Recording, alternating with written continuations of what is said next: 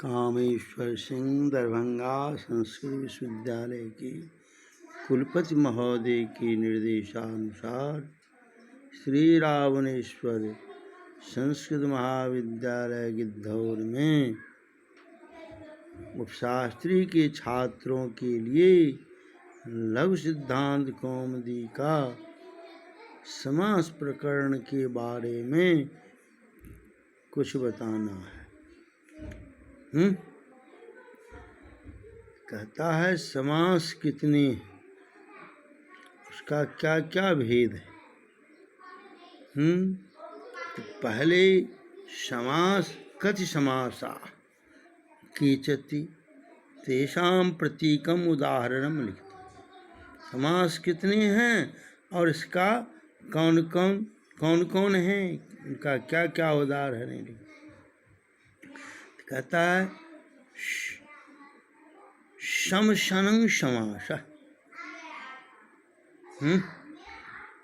शमशनं समास समान पद के समस्त समान पद के साथ, एक पद के एक से अधिक पदों के साथ जो मिलकर के बनता उसे समास कहते हैं। समास कितने हैं? तो 60 समासा संति, 6 प्रकार के समास होते हैं।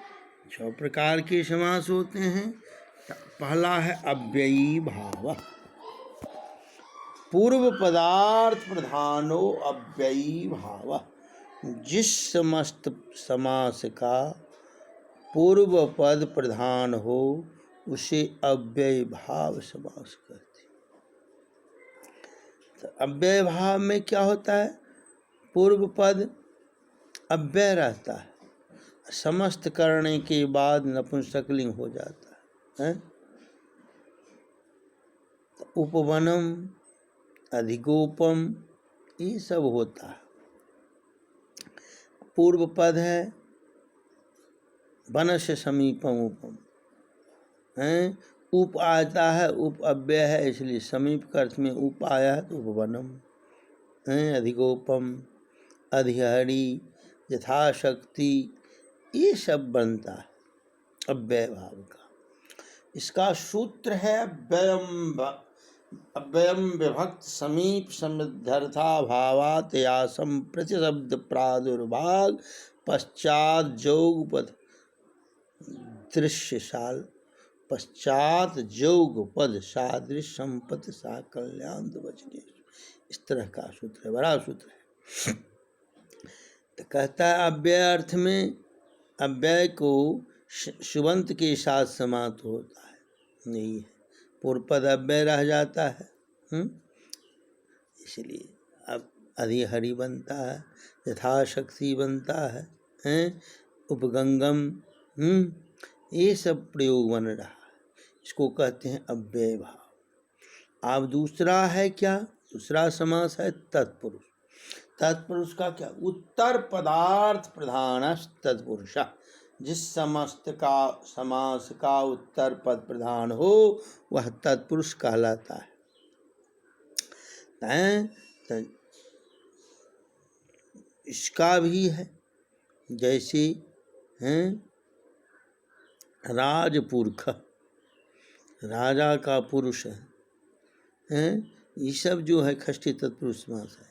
जुपाय दारू, जुपदारू, नखे भिन्न, नख भिन्न, ये सब जो है वो तत्पुरुष का उदाहरण है। उत्तर पद प्रधान है इसलिए यहाँ तत्पुरुष समास कहलाता है। तत्पुरुष का भेद है कर्मधारय और दिगु। कर्मधारय और दिगु तत्पुरुष का भेद।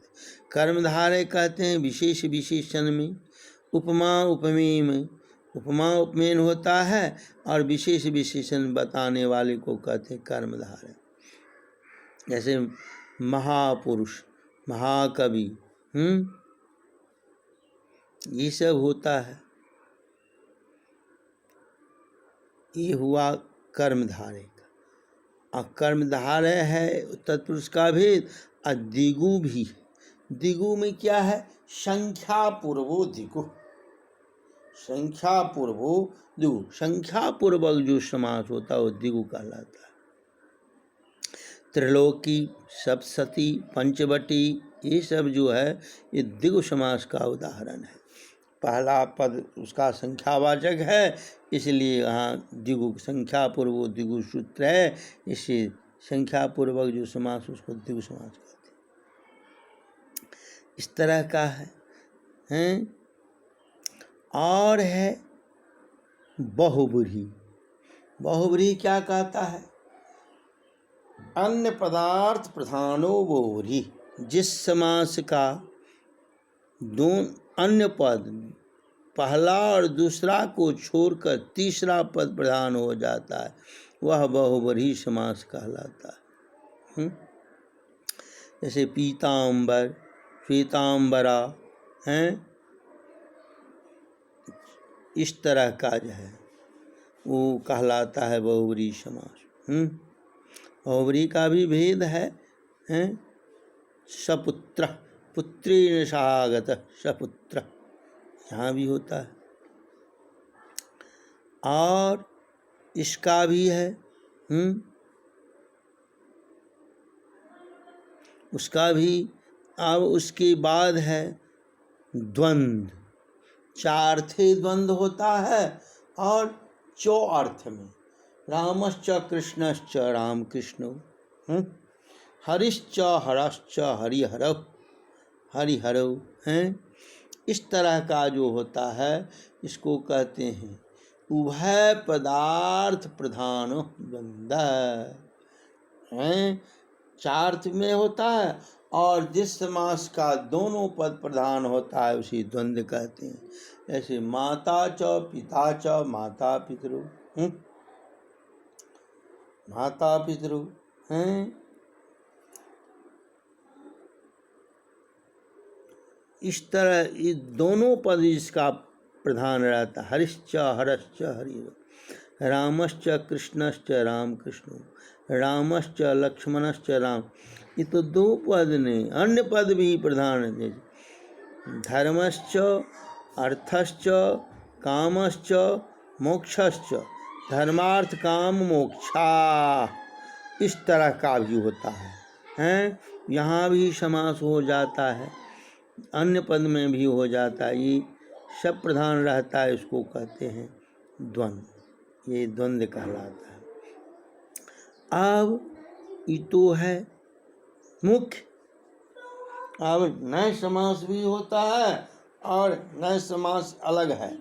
न अश्व अनश्व, न ब्राह्मण अब्राह्मण, इस तरह होता है, इसको कहते हैं नए समास।